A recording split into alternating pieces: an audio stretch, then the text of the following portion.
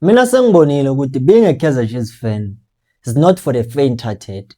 Abona uma unenhliziyo encane ngeke kulunge la. Yazi we've been through a lot and we keep on being through a lot, but you know the drill. Ikhozi alipheli moya. Kumnyama kubovu siyomanayo.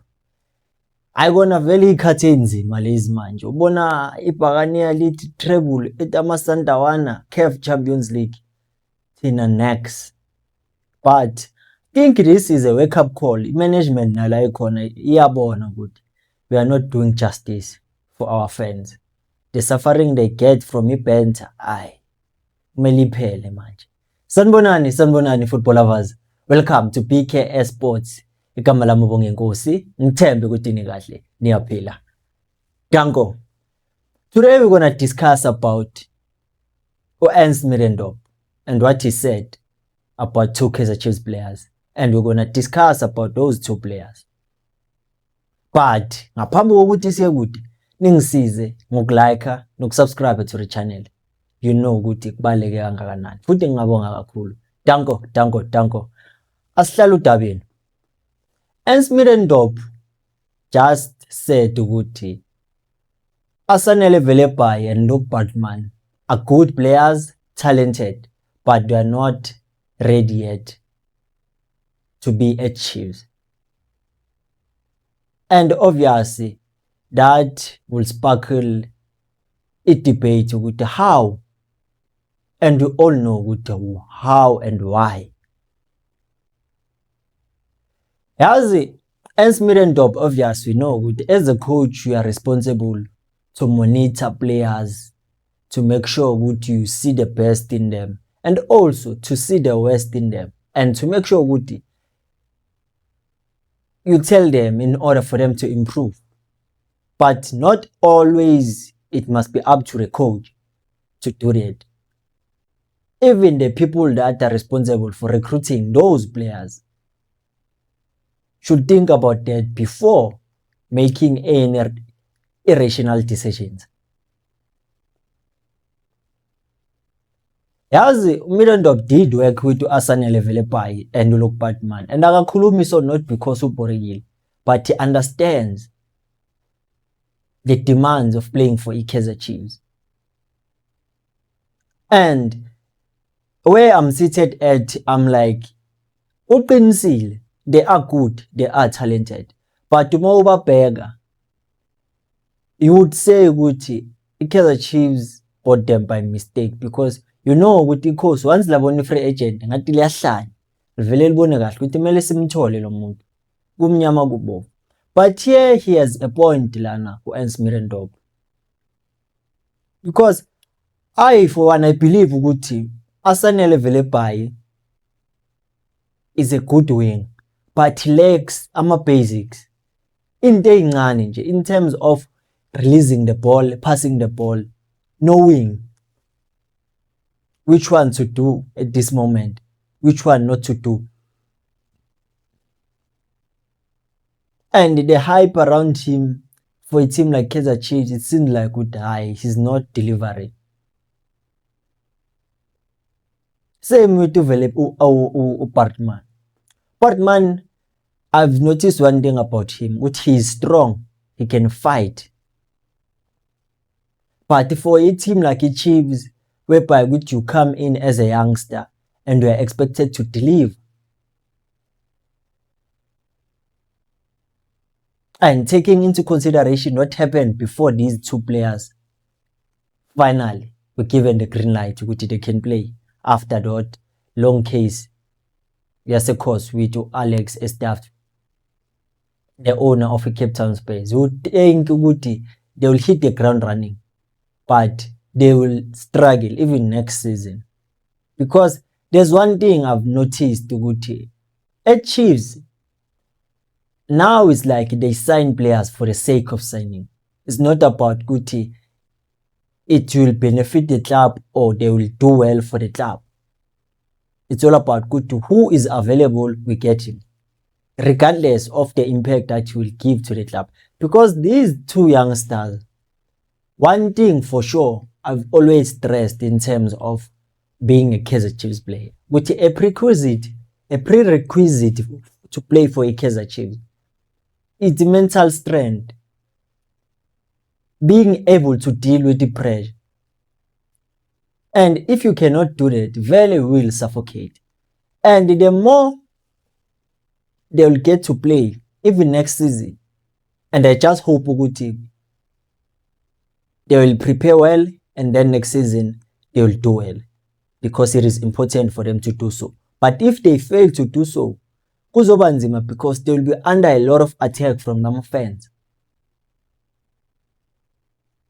as others have already started because of what happened in the last game. Batman is not good enough because he's missing clear chances. That game, it wasn't a game whereby we'd say a lot was expected, but the win, really, it would have been good to finish the season on a high. Uvelepa is a speed merchant. We got Sohota 2.0. You see already the attacks, but they haven't done even 10% of what they're capable of. And it will be difficult for them to unleash that if they'll be under pressure to want to please the fan, because it works against them if they wanna do it like that. And mentally, if you are not that sharp, it becomes even more difficult. Ihlula ama-player afana nabo Ranga Chivaviro, ama-senior players. And just imagine, these are still youngsters. We can say we will rely on the potential alone, because they are not renowned players. So you see sometimes the decision enogenzwa uKaizer Junior inobuye futhi ibe nomthelela ukuthi ilimaza ama-players, because even if I'm a player, angeke nami ngithi hayi iChiefs ngifuna, sengamane ngiyohluleka phakathi eNatural, because why not? And now looking at these two youngsters, obviously they are coming from the same team. Angeke uthi defender lo uyeka lo, because they come under the same structures in terms of development. And obviously one would think, okay, they are coming from a Cape Town, Ikamba Academy, Ajax Cape Town, let's say Cape Town Spurs. Obviously they know what is expected of them in a club like a Kaizer Chiefs.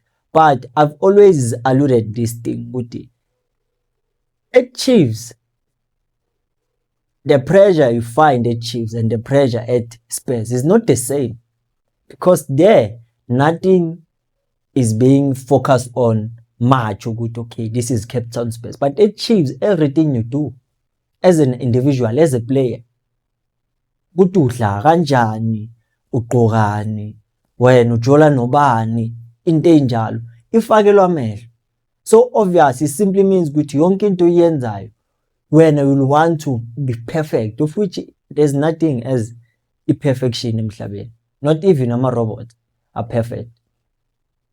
And that simply means ukuthi for these two youngsters, they need someone ozobahlalisa phansi and be like, you know what, boys, this is what will happen. This is what you must do in order for you to have a stellar of a career at Chiefs, an amazing career. Because Motu Ababega, one thing I've noticed in them is that they want to shine, but it will be difficult for them, because number one, game time, ayibavumi. Number two, pressure isemahlombe abo. And the number three, they don't want to fail, because they know ukuthi iminyaka ayimanga.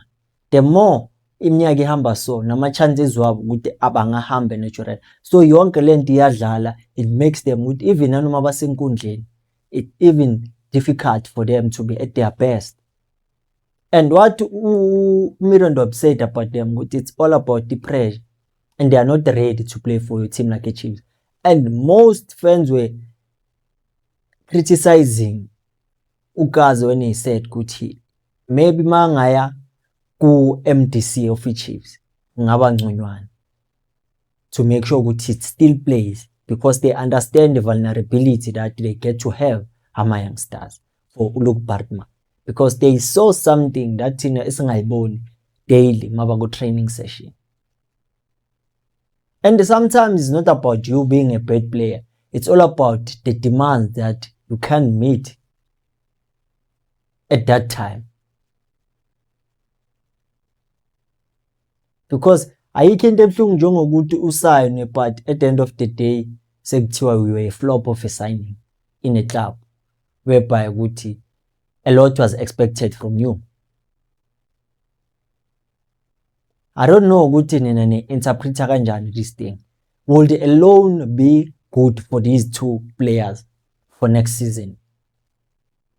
Or they should just make sure ukuthi next season they work so hard in such a way ukuthi they will show ukuthi the tags that we are being labeled as, they don't define us, but we are these kind of players.